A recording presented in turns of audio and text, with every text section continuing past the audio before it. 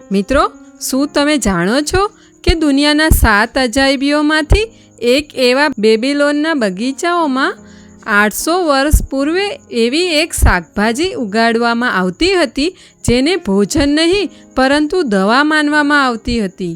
એવી એક શાકભાજી જેનો ગાઢ લાલ રંગ રોમન યોદ્ધાઓ માટે શક્તિનું પ્રતીક હતું અને આયુર્વેદના પ્રાચીન ગ્રંથોમાં તેને રક્તવર્ધક એટલે કે લોહી બનાવતી મશીન કહેવામાં આવી છે. હા મિત્રો, હું વાત કરી રહી છું બીટની. આજની દુનિયામાં ખેલાડીઓ તેને પોતાનું ગુપ્ત સુપરફૂડ કહે છે અને ડૉક્ટરો તેને બ્લડ પ્રેશરની કુદરતી દવા પણ કહે છે. પરંતુ શું તમે જાણો છો કે આ જ ચમત્કારિક બીટ તમારી કિડનીમાં પથરીની સમસ્યા ઊભી કરી શકે છે? શું તમને ખબર છે કે તે તમારું બ્લડ પ્રેશર કેટલું નીચે લાવી શકે છે કે તમે બેભાન પણ થઈ શકો છો? આપણે જાણીશું કે આગામી 15 દિવસ સુધી ચુકંદર એટલે કે બીટ ખાવાથી તમારા શરીરમાં કેવા અદ્ભુત ફેરફારો થાય છે અને એવી કઈ 5 ભૂલો છે જે ચુકંદરને અમૃતમાંથી ઝેર બનાવી દે છે. નમસ્કાર મિત્રો, રાધે રાધે. વિડીયો શરૂ થાય તે પહેલાં આપણી ચેનલ આરોગ્ય સંપદાને સબસ્ક્રાઈબ કરો અને હા મિત્રો, કમેન્ટ જરૂર કરજો કે તમે કયા શહેરમાંથી આ વિડીયો જોઈ રહ્યા છો.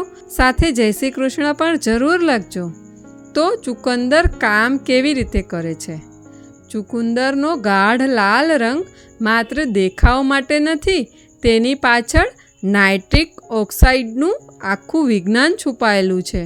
જ્યારે તમે ચુકંદર ખાઓ છો ત્યારે તમારી લાળમાં રહેલા બેક્ટેરિયા તેના નાઇટ્રેટ્સને નાઇટ્રાઇટમાં ફેરવી દે છે. પેટમાં પહોંચ્યા પછી તે નાઇટ્રિક ઓક્સાઇડમાં પરિવર્તિત થાય છે. આ વાયુ તમારી રક્તવાહિનીઓને એક સંકેત આપે છે કે ભાઈ હવે થોડી પહોળી થઈ જાઓ અને આરામ કરો. જેમ જ રક્તવાહિનીઓ પહોળી થાય છે તેમ લોહીનો પ્રવાહ સરળ બની જાય છે. મેડિકલ વિજ્ઞાન કહે છે કે દરરોજ 250 ml ચુકંદરનો રસ પીવાથી માત્ર 3 કલાકમાં જ હાઈ બ્લડ પ્રેશરના દર્દીઓના સિસ્ટોલિક પ્રેશરમાં નોંધપાત્ર ઘટાડો જોવા મળ્યો છે. તો ચુકંદર ખાવાથી આગામી 15 દિવસોમાં તમારા શરીરમાં કયા કયા ફેરફારો આવશે તો તેના વિશે જાણીએ. શરૂઆતના 5 દિવસમાં તમારી માંસપેશીઓની ઓક્સિજન શોષવાની ક્ષમતા વધી જાય છે. તમે ઓછો શ્વાસ છોડીને વધુ કામ કરી શકો છો. ઓલિમ્પિક કમિટી પણ આ જ કારણસર તેને પરફોર્મન્સ બૂસ્ટર માને છે. 6 થી 8 દિવસમાં લીવર ડિટોક્સ થાય છે અને લોહીની સફાઈ થાય છે. ચુકંદરમાં મિત્રો બેટાલેઇન્સ નામનું શક્તિશાળી એન્ટીઓક્સિડન્ટ હોય છે. તે તમારા લીવરની અંદર જમા થયેલી જૂની ગંદકીને ઓગાળી બહાર કાઢવામાં મદદ કરે છે. આયુર્વેદ કહે છે કે તે પિત્તને સંતુલિત કરે છે અને લોહીની અશુદ્ધિઓને દૂર કરવામાં મદદ કરે છે. 11મા દિવસથી 15મા દિવસ સુધી ત્વચાની ચમક વધે છે, મગજ વધુ તેજ બને છે. હા મિત્રો, 15મા દિવસ સુધી વધેલો રક્ત પ્રવાહ તમારા ચહેરા પર ગુલાબી નિખાર લાવે છે. સાથે જ મગજના ફ્રન્ટલ લોબમાં લોહીનો પ્રવાહ વધવાથી તમારી યાદશક્તિ અને ધ્યાનમાં સુધારો થાય છે. ચુકંદર એટલે ફાયદાકારક છે મિત્રો, પણ તેની સાથે સાથે તમને સાચવણી પણ રાખવી પડશે. ચાલો જાણીએ ચુકંદર ક્યારે ઝેર બની જાય છે.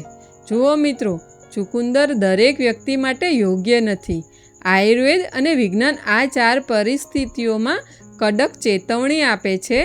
પહેલી સ્થિતિ છે કિડનીની પથરી.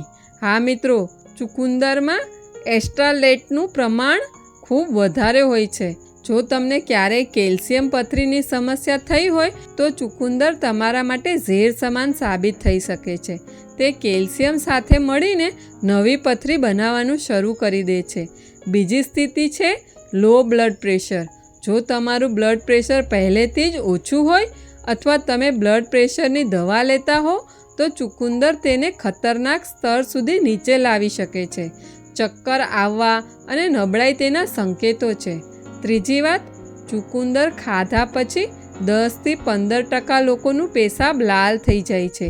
આ કોઈ બીમારી નથી, માત્ર તમારું શરીર તેના રંગદ્રવ્યને સંપૂર્ણ રીતે પચાવી શકતું નથી, તેથી ગભરાવાની જરાય જરૂર નથી. આ ઉપરાંત તેમાં ફ્રુક્ટાન્સ હોય છે. જો તમારું પેટ નબળું હોય તો ગેસ, પેટમાં મરોડ અને બ્લોટિંગ પેદા કરી શકે છે. તેથી ચુકંદરનું સેવન કરતી વખતે આ બાબતોનું ધ્યાન ચોક્કસ રાખજો. આ લોકોએ ચુકંદર ખાવું જોઈએ નહીં. મિત્રો, તમને એક વિનંતી છે, તમને વિડીયો સારો લાગે તો વિડીયોને જરૂરથી લાઈક કરજો અને કમેન્ટ પણ કરજો. તમારા એક લાઈક અને કમેન્ટથી અમને વધારે પ્રોત્સાહન મળે છે કે હજી સારી સારી માહિતીઓ તમારી સમક્ષ પહોંચાડી શકીએ. હવે ચાલો જાણીએ આયુર્વેદ અનુસાર તેનું સેવન કરવાની સાચી રીત.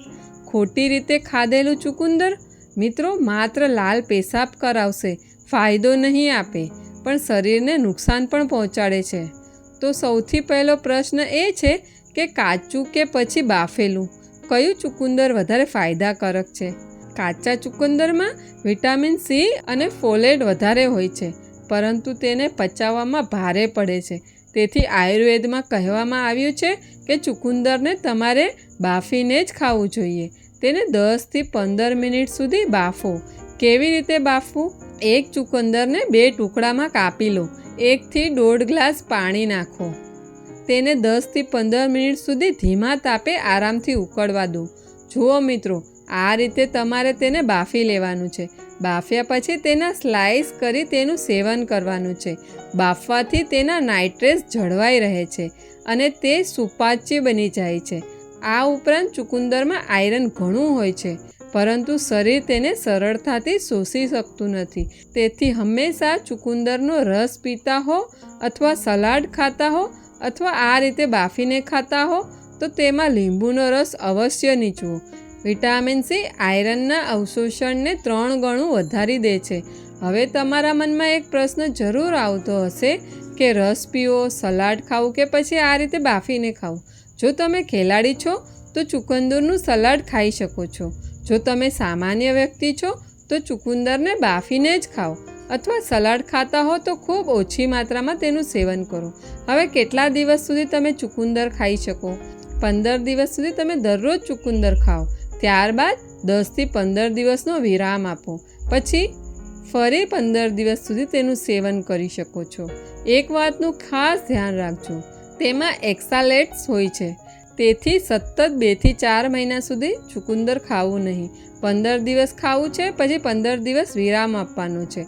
ત્યારબાદ ફરી 15 દિવસ માટે તેનું સેવન કરી શકો છો. આ રીતે ખાશો તો ચુકંદર તમને નુકસાન નહીં પહોંચાડે. મિત્રો, કુદરતની દરેક ભેટ ત્યાં સુધી અમૃત છે જ્યાં સુધી આપણને તેનો સાચો ઉપાય ખબર હોય.